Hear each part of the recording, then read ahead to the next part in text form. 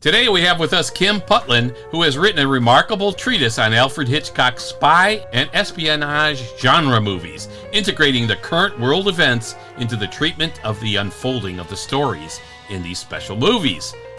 Kim, Tom, and I welcome you to our show, Cracking the Code of Spy Movies. Thank you so much for having me. I'm really grateful that somebody found my thesis and enjoyed it.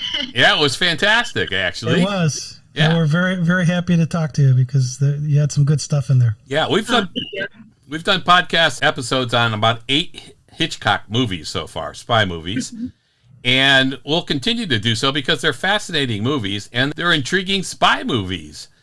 Dan, we don't have many to go. No, we don't. Your work really takes a look at Hitchcock movies from an angle that we really like here at SpyMovieNavigator.com and our show, Cracking the Code of Spy Movies. We always like to explore how real-world events can work their way into the spy movies, or what other external influences in the world, social norms, political intrigue, war, etc., find their way into the movies, too. You have created a fascinating look into the Hitchcock spy movie classics from exactly this perspective, how the events in the real world were treated and sometimes not treated intentionally in the Hitchcock classics, and as it all relates to the English and American societies. So, tell us how you got so interested in Alfred Hitchcock movies and how this thesis, this work of yours, came about. Sure, but I have to kind of go back to when I was in high school, and I was kind of becoming sort of like a cinephile. My dad really liked watching Turner Classic Movies, and and then at the time I was just really curious about like watching pretty much anything I could. And one day Psycho was on, so I watched it and I really enjoyed it, and then kind of like dived headfirst into Hitchcock. So I really came to love his work and appreciate him as a director. And so I always kind of had him in the back of my mind. But then I have to kind of fast forward to when I entered college. So I attended the University of Mary Washington in Fredericksburg, Virginia. Mm-hmm. I majored in history and I double minored in museum studies and French. And with the history major, all the students who declare the major are required to do a senior thesis. It's a semester-long project where you select a topic, you have to research it, and you work with the faculty advisor throughout the whole semester, and then it culminates into like a 40 to 50 page thesis. So the idea is that it's supposed to prepare you if you're planning on going into higher academia, like obtaining a master's or a PhD, and also just kind of recognizing all the work that you've been working up to throughout your history major career at the school. It could be about anything, but it kind of had to be like small enough to fit within 40 to 50 pages. It couldn't be too broad.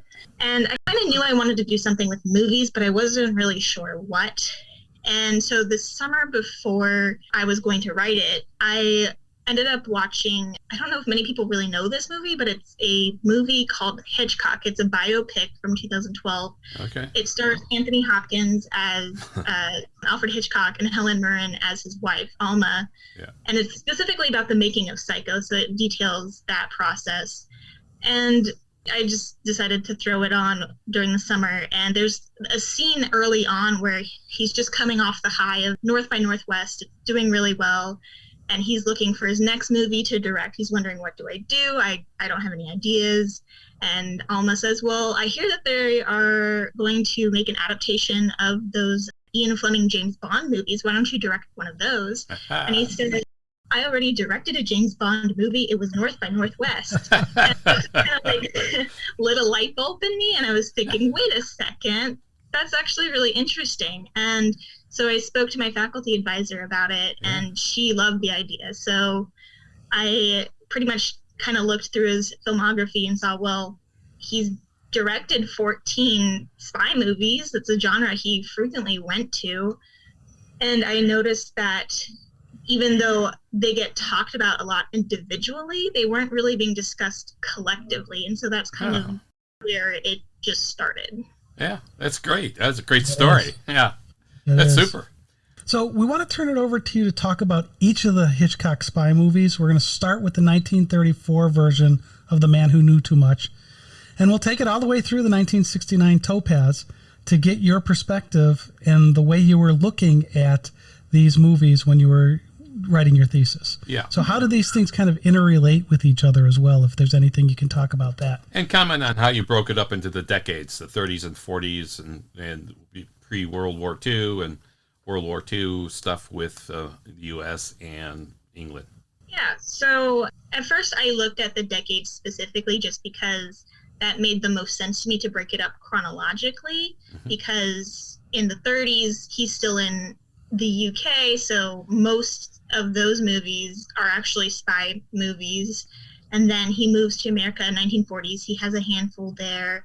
And then he kind of tapers off in the 50s and 60s, but he's still, they're still really high budget, important movies, especially North by Northwest and The Man Who Knew Too Much, the remake. I noticed as I was dividing them in this chronological order that themes were occurring as well. So it made sense for the 1930s and the 1940s to be very similar, even though they're on opposite sides of the Atlantic Ocean. They're still addressing a lot of the same themes, just in the 30s it's very British ideas, and then in the 40s it was very American ideas.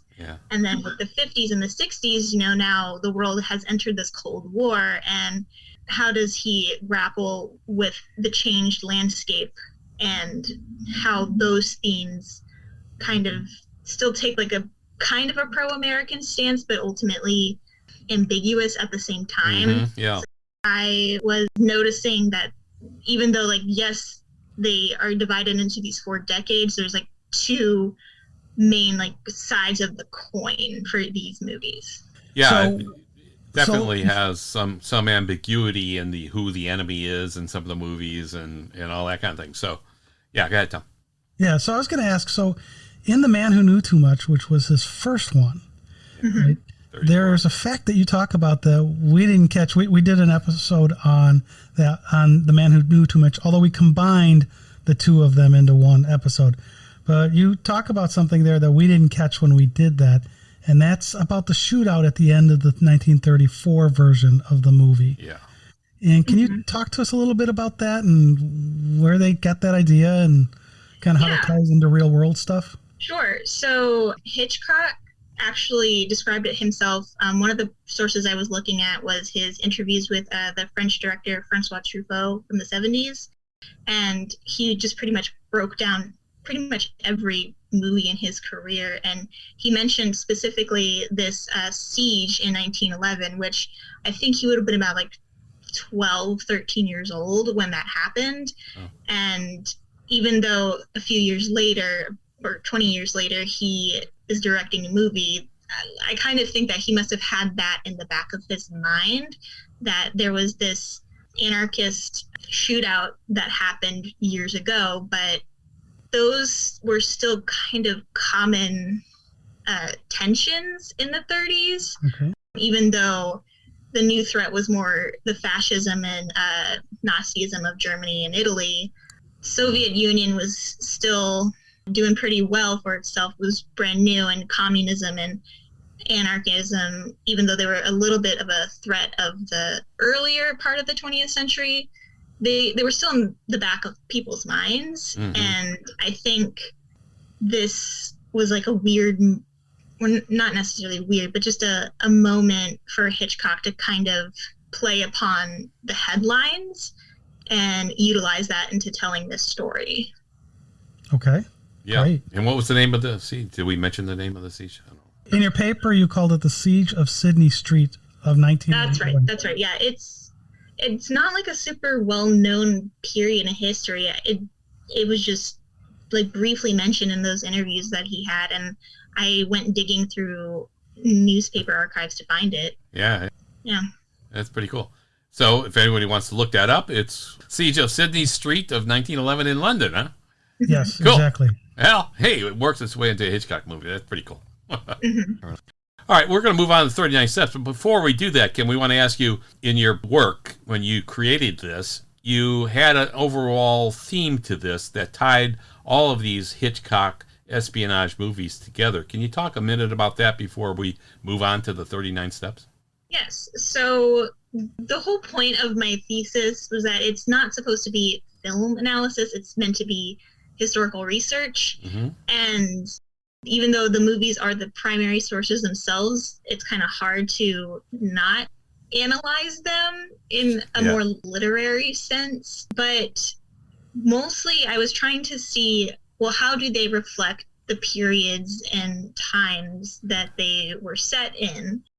And I noticed that they are definitely alluding to, if not outright stating, certain themes or moments in history for what is now history, but for them was the present. Yeah. But I think ultimately Hitchcock is not really interested in trying to sway one person or the other. I think he was more interested in telling a compelling story. Mm-hmm. He just used these ideas that were floating around to tell that story because that's what people knew. That's what audiences wanted to see, or occasionally maybe influence them a little bit just to think differently. Not quite propaganda, but kind of that like idea of just perpetuating certain ideals.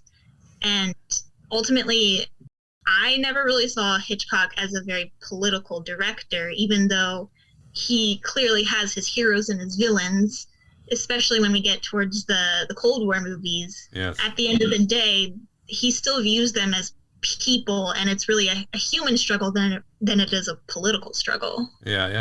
Yeah, it seems like that's a lot in your work, too, that you talk about the responsibility of the civilians to each other, to the government, what their role is in being moral to each other, to the government, to the whatever. And it seems like the more Hitchcock went on towards the later movies, like you're saying in the Cold War movies, that the enemy became a little clearer. And even Hitchcock went along with that. Yes, and like in The Man Who Knew Too Much, the 1934 version, they're definitely coded to be evil. Like Peter Lorre, yes, he talks and sounds and looks very foreign, but they never outright say where he's from. We're definitely supposed to get the intention, like, well, they're definitely some kind of Eastern European bloc. Yeah. So we can only assume the Soviet Union or one of those satellite states, but it's never outright said. And on one hand, we could determine, well, that's because they weren't allowed to, but we could also think, well, that's not the point either. The point is ultimately this specific instance rather than all the larger politics surrounding it. Mm-hmm. All right, cool. Let's look at the 39 steps then. And this seems to have some kind of a little political bent here. You mentioned its political ambiguity in your work. Can you discuss the ambiguity here and how Hitler's actions may have influenced maybe this movie? Because again, we're not specifically saying anything about Hitler here, I don't think, right? Mm-hmm. So it's ambiguous, but there's something in there. Yes. So on one hand, Hitler is now Chancellor of Germany, and that's when these tensions are creeping up, and it's going to occur all throughout the decade until war officially breaks out. So Britain is aware of this, and they need to kind of gear up the citizens to get ready for war for when it does happen, because it's not a question of staving it off. It's a question of when is it going to happen? We need to be prepared.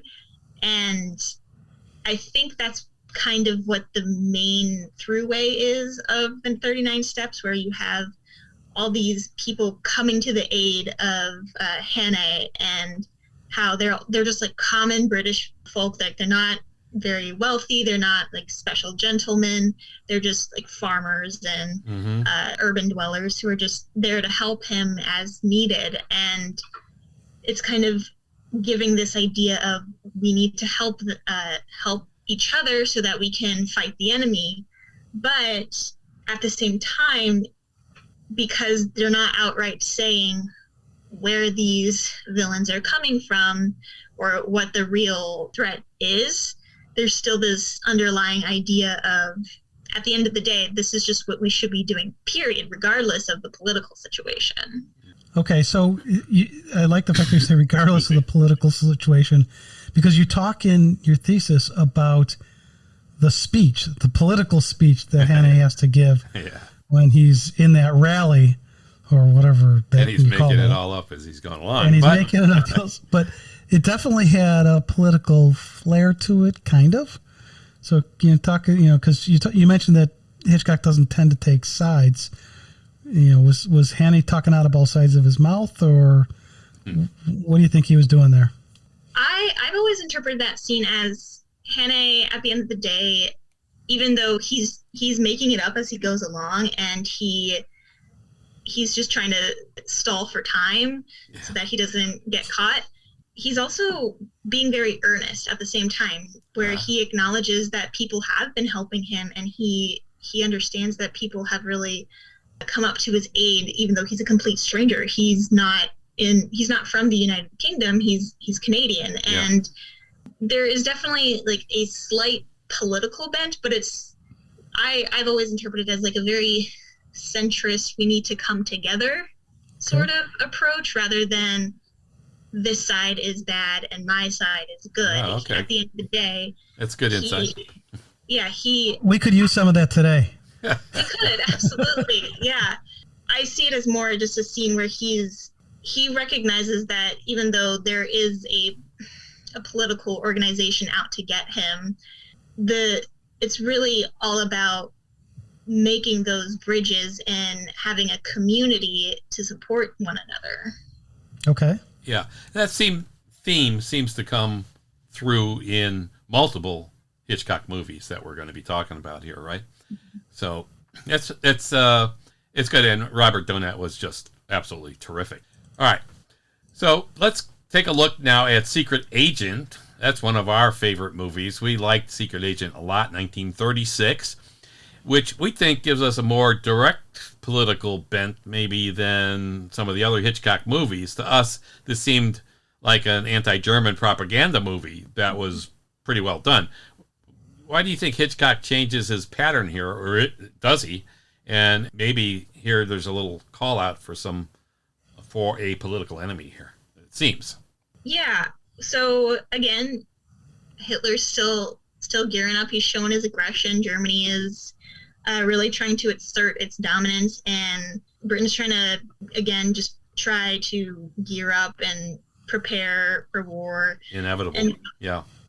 So Hitchcock sets it to World War I, and I see it more as a reminder to the British audience that we're going to go to war at some point in the near future with Germany, but don't worry, because we already beat them once before. We can do it again. All right. That's kind of how I interpreted it. Mm-hmm. And especially because that was just 20 years in the past for them. It's very fresh for a lot of people who might be having these anxieties about an impending war with Germany, get some kind of reassurance that they've beat Germany in the past. They're able to do it again.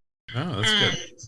So there's definitely a more anti-German stance in this, and I think it's made explicitly just by being set in World War I. Yeah.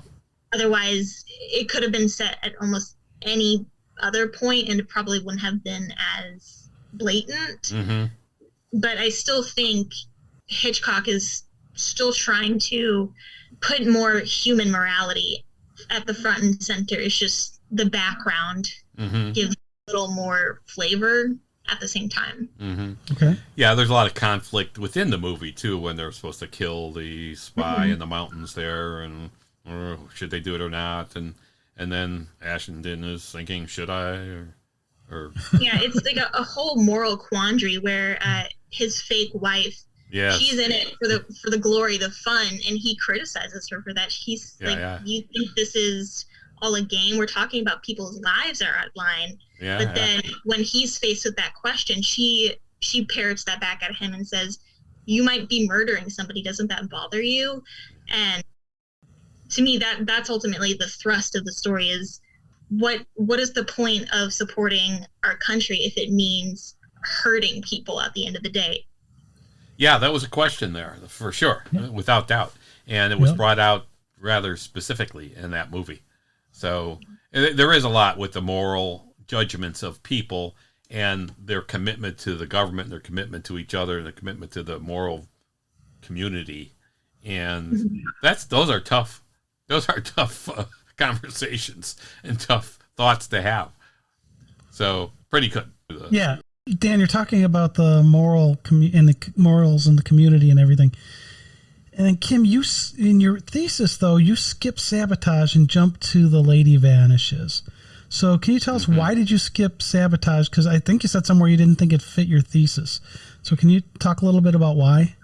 Yeah. So in hindsight, like now that I'm older and I've kind of haven't really looked at my thesis in a while, in hindsight, I probably could have talked about it, but at the time I was thinking it doesn't really quite fit into the narrative of Germany's mounting up. It was definitely a movie that seems to be more focused on Russians and the Soviet Union and communism.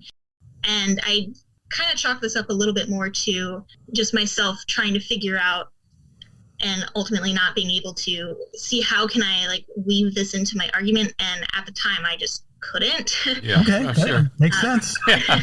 So, and also because there was just most of his spy movies, or not necessarily most of them, but like 5 or 6 spy movies from the 30s. And then only like, it just gets like smaller and smaller with each decade. I was like worried about time. Okay. And, Yeah. You had to fit it in the right number of pages, right? I had to cut somewhere, and yeah, okay. That makes sense. I did end up cutting that one. That's fair. Yeah. I didn't mention this in the paper at all, but I did watch Lifeboat for this movie, or for this thesis. Yeah. And I loved Lifeboat. I really enjoyed it, but I didn't feel like I could put that in either, just because I didn't really see it as a spy movie. Right, right. Even though I would say that's arguably a more anti-German propaganda piece than any of them, really. But it just didn't quite fit as a spy movie either. Okay. So we skip over sabotage, and we hit I really like this one. One of the more fun, in my opinion, Hitchcock movies, The Lady Vanishes. And there's a lot of humor in here. But one of the things that we look at, we've talked about in a bunch of our episodes, are censorship from the different movie rating companies or whatever, or agencies. And so how did the British film industry censorship shape the, political or apolitical, I don't know how you want to look at it, aspects of this movie, The Lady Vanishes? And what was the political environment it was trying to showcase from your perspective? This is 1938. So.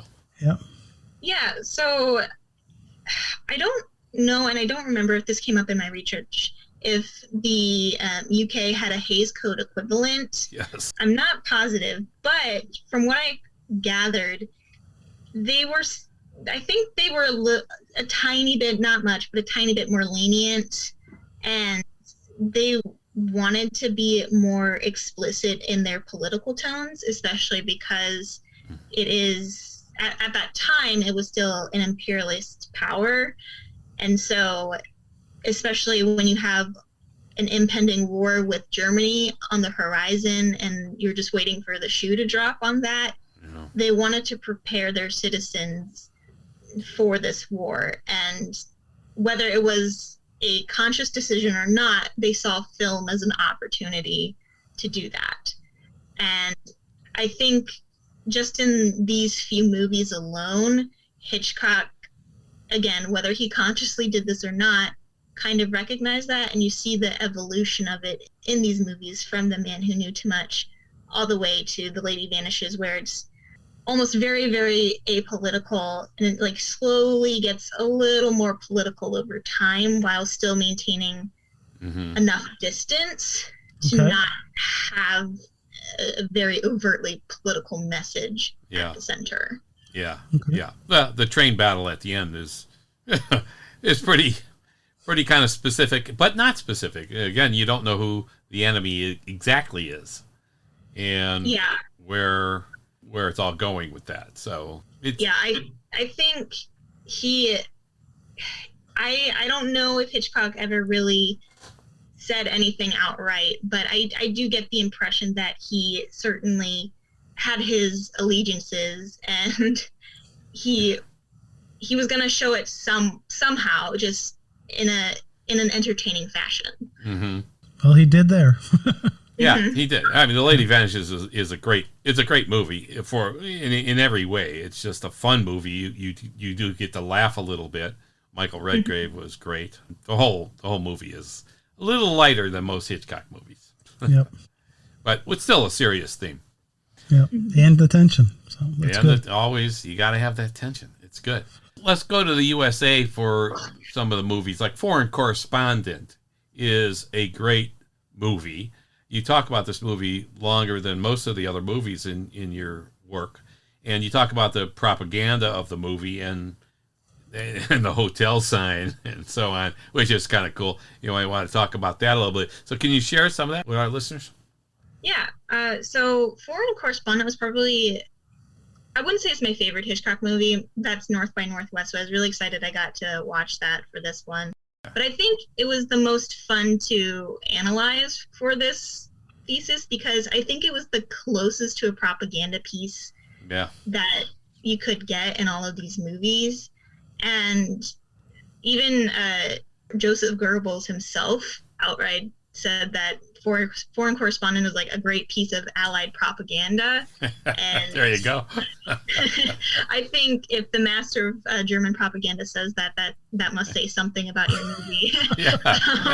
Is that high praise, low praise? I'm not exactly sure. I don't know, but he really thought that was like a masterpiece of a propaganda piece. So I had a lot of fun really dissecting this one just because it's so odd how the movie started production or was at least in production before war in Europe had officially started. Yeah. And yet somehow it predicted the air raids of London because just a few days after it actually premiered, then Germany started their air raids on London. Wow. And the film ends with air raids on London. Yeah. Very oddly prophetic in how all of that happened, and Hitchcock and his screenwriter recognized that at the same time. So they were able to take a very pressing issue, which is impending war in Europe, and turn it into this piece that's like very intriguing. There's still a few laughs in it, and yet try to really stir an American perspective to support war in Europe. And I think like the hotel sign scene is probably the best indicator of that, apart from the ending.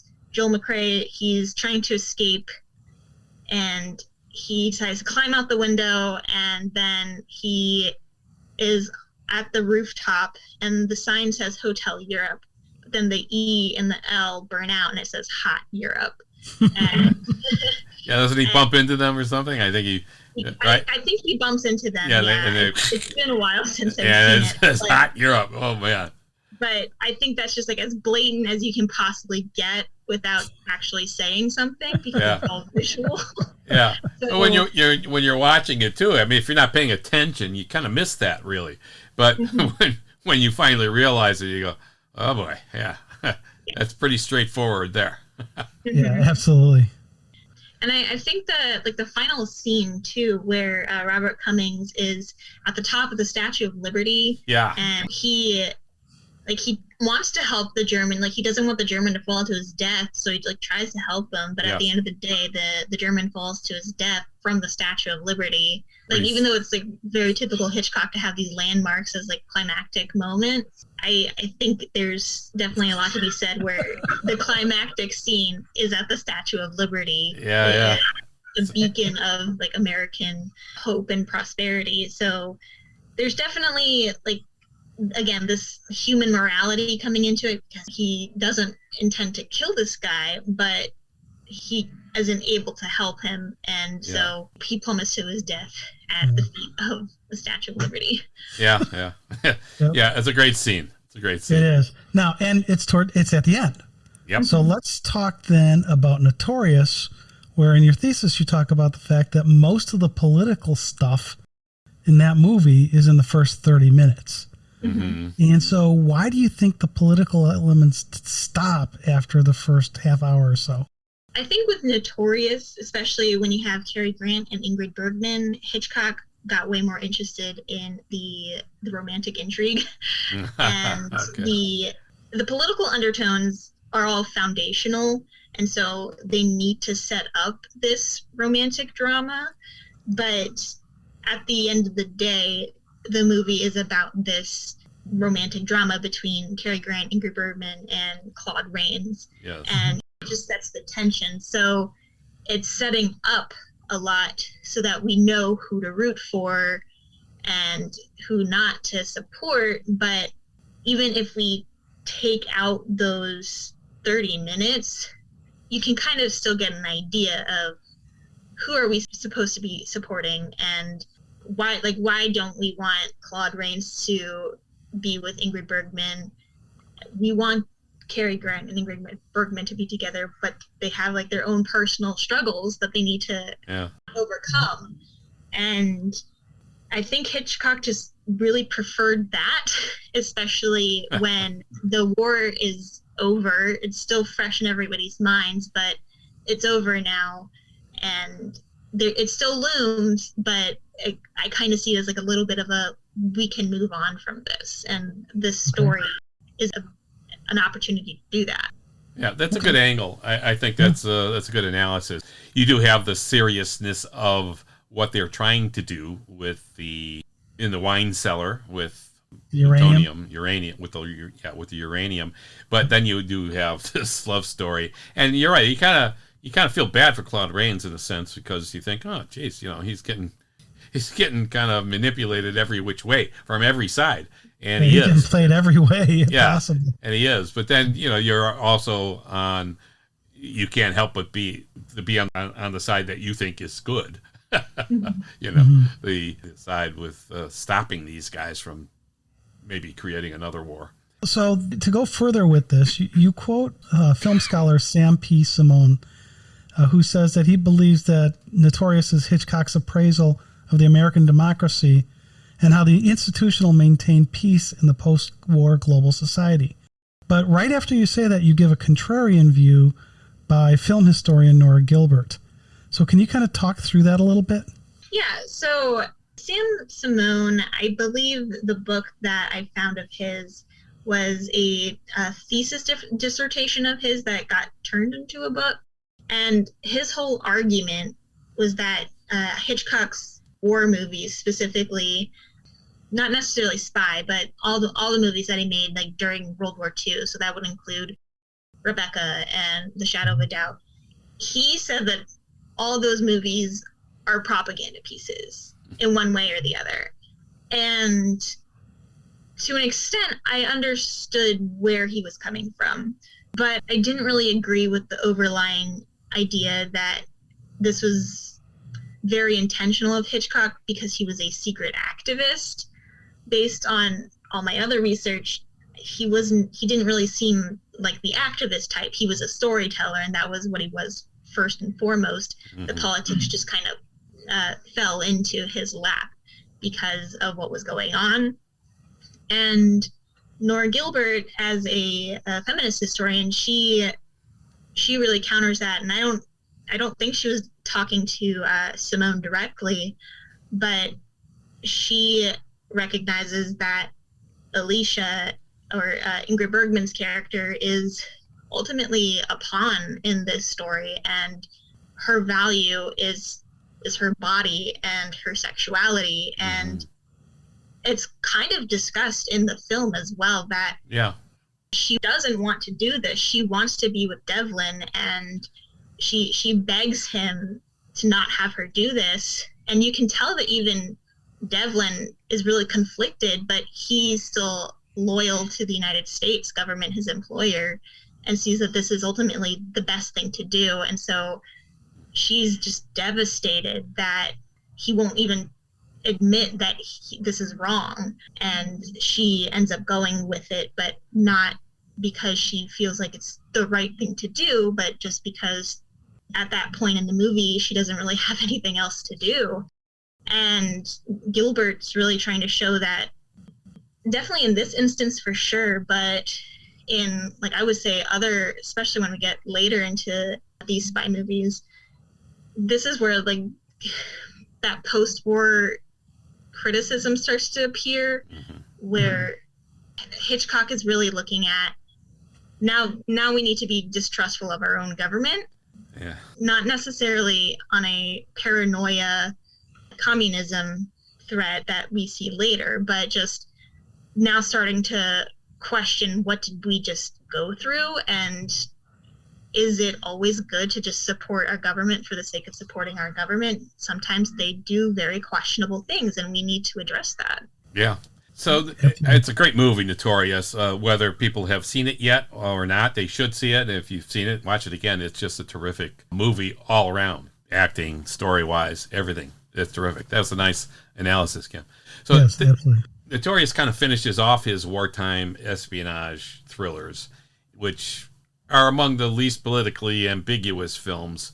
From these movies, an American civilian's duty is perceived as upholding of democracy and liberty, kinds of things you were just talking about, while the world fights against this totalitarianism stuff.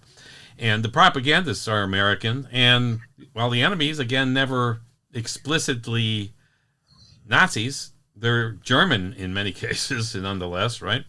And as a whole, the threat against freedom and democracy serves as this instigator of suspense in these films. But now he moves on to a remake of The Man Who Knew Too Much, the 1934 version, which we thought was pretty good and a good story, a little different than the 1956 version that he comes up with now. Can you talk about the remake of The Man Who Knew Too Much? Yes. So The Man Who Knew Too Much, the 1956 version, is definitely a more lavish production for sure. But I think this, because it was 1956, this is now when communist paranoia has pretty much, not necessarily quite to a head yet, but it's definitely present in the United States. And now Americans need to not worry just about external threats, but they need to worry about internal threats. And this one's odd because it's concerned with external threats, but I always interpreted Doris Day's character as someone who is concerned with the internal threat, because she's immediately distrustful of the spy Bernard. Yes. When Jimmy Stewart's like, no, he seems great and I have nothing to hide, but she just does not like him from the get-go. And she ends up being correct, even though Bernard's allegedly for the good guys, she still had every right to be concerned about who he was and what he did. Yeah. And to me, I saw that as a support and justification of, you need to be worried about your own neighbors now, not just a foreign threat, but they have infiltrated into our own society. And even though it still has that similar theme from the previous version of, we're not interested in helping the government, we just want our child back. Yeah. And that at the end of the day, they still save the world. There's still this concern of the paranoia, and Doris Day, she's not ridiculed for it. She's ultimately proven right. And I think that's about as close to a McCarthyist stance that you're going to see in a Hitchcock movie. Mm-hmm. Yeah, it's kind of weird because, I mean, Bernard, of course, was a French agent and so on, not a U.S. person, but nonetheless, being surrounded by people she didn't know, she did not trust because of the environment now of the world. And I think that's kind of an interesting look at it from her perspective. So that's good. Well, and you didn't know who the politicians, what side they were on, because they never said what country it was. Yeah. Yeah. Right. So you didn't know what was going on. Right. Yeah, so they keep it vague. All right. So keeping it vague, let's go to what you said was your favorite Hitchcock movie or Hitchcock spy movie, North by Northwest. Yeah. And in your thesis, you say, quote, this is one of the most politically vague, yet doubles as one of the most scathing towards the American government, end of quote. So can you talk about that a little bit? So on one hand, it's politically vague because our villains, even though they are definitely villains, they're not really coded as Russian. At least I never interpreted it that way. James Mason and Martin Landau, they're just very odd. They're coded as odd, but they're never really considered Russian or Soviet or even Germans. They're very similar to Cary Grant, actually. Like they're, at least James Mason is like, he's very suave and almost like another side of the coin that Roger Thornhill is.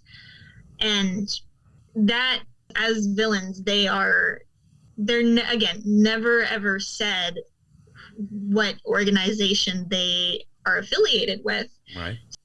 You're not really sure, even though we can probably assume at this time they're meant to be Russians or like double agents for the Russians. We're never explicitly told that. Right. But most of the actual conflict is really when Cary Grant and Ava Marie Saint are talking with the counterintelligence agent, and he admits to Thornhill that Ava Marie Saint is a double agent for them. She's actually working for them. Yeah. And so she has to go be with James Mason and Martin Landau because she can feed their secrets to the government, to the American government. And she's absolutely miserable doing this. She doesn't like it, but she's kind of accepted her place, kind of like Ingrid Bergman in Notorious. She's accepted that this is what's right for the country. But Cary Grant's thinking, no. Yeah. This is absurd. And he challenges the counterintelligence officer on that and saying, you're utilizing like people's lives just for the sake of what exactly? Because they explicitly say Cold War in this movie, where I think the line more specifically is war is hell, even if it's a cold one. Yeah. That was close to an idea of political allegiances that we can get. But the conflict, even though the villains are still our villains, and the movie pretty much ends when we see them come to their deaths, but the American government's certainly not painted in a rosy picture either. Like Roger Thornhill at the end of the day just wants to get everybody off his back, and and eventually like he wants to help Ava Marie Saint. He's not really interested in helping the American government. And I was really intrigued with how this film interpreted that, because I don't know if, I'm sure that has happened, but I'm not really sure if many large blockbuster films from the 1950s would take that kind of stance. Yeah, that's good. Yeah, that is. Now, after North by Northwest, which is one of our favorites too, we have a 2-part podcast episode on that. It's a great movie from the get-go. Everything about it is just perfect.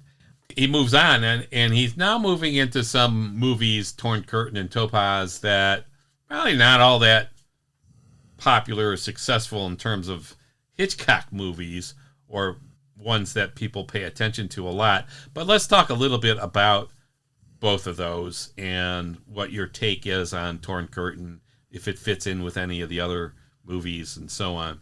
So with Torn Curtain, that is one where I think it's pretty explicit because they're in East Berlin for a majority of the movie. Yeah.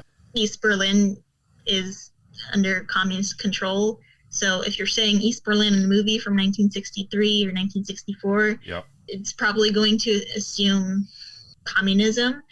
So there's like no attempt to really hide that fact. And the main characters, like, they are at constant threat of communism because they're on the run from the Soviet Union because they have these secrets. And that is really the main thrust of the whole movie, is just them trying to escape back into Western society. And even if the movie's not really trying to show Western society as necessarily the best, it's the better alternative because they need to get out, otherwise they will die. And that's, I think, where the 60s movies kind of differ from all the rest. Yeah.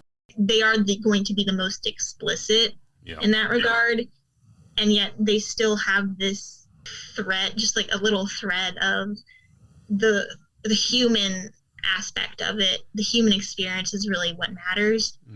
But there's still a looming threat, and that threat is communism. Yeah, you see it in The Funeral in Berlin and the Harry Palmer movies, those early ones in the mid-60s as well. Same kind of thing. Very explicit. East Berlin, boom, kind of know what they're talking about. Yeah, absolutely. Yeah, so I guess that brings us to the last spy movie that Hitch did. And this one was definitely not his most popular. It's called Topaz. And you comment in your thesis there, again, quote, "Despite these worthy analyses, however, Topaz, like Hitchcock's espionage thrillers before it, is not confined to one political ideology." And so this has been your theme throughout your thesis. So can you kind of talk about it here on Topaz, and then use this to kind of wrap up, are there loose ends in terms of, or how you want to kind of wrap up your thoughts on Hitchcock and how politics or lack of politics and social mores weave their way through his espionage movies? So again, it's very explicit, I would say. Again, it's been a while since I've seen the movie, but I don't think they ever outright say communism. But I do remember that they're frequently globetrotting.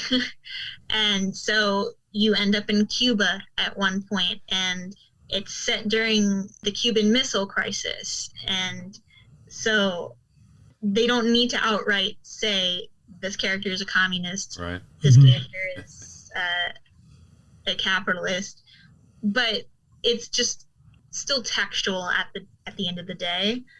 But the political intrigue, again, is more foundational to the actual story.